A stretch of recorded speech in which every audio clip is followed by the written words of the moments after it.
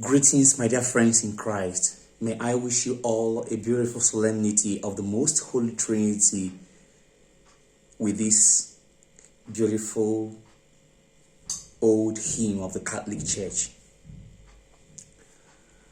Ọ bụ ife omimi nke ka uche mmadụ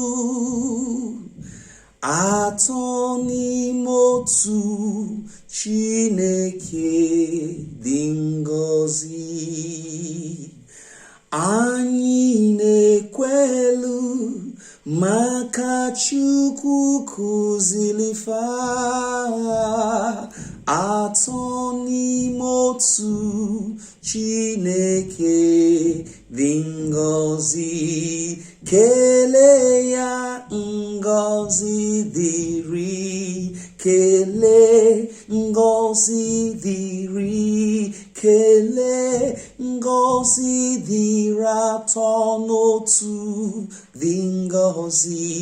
Kelee ya ngọzi dịrị, kelee ngọzi dịrị, kelee ngọzi dịrị atọ n'otu dị ngọzi.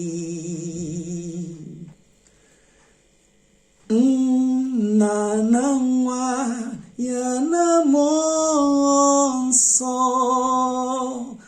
atọ n'ime otu Chineke dị ngọzi. Ha atọ bụ sọ otu Chukwu atọ n'ime otu Chineke dị ngọzi. Kelee ya ngọzi dịrị, kelee ngọzi dịrị, kelee ngọzi dịrị atọ n'otu dị ngọzi.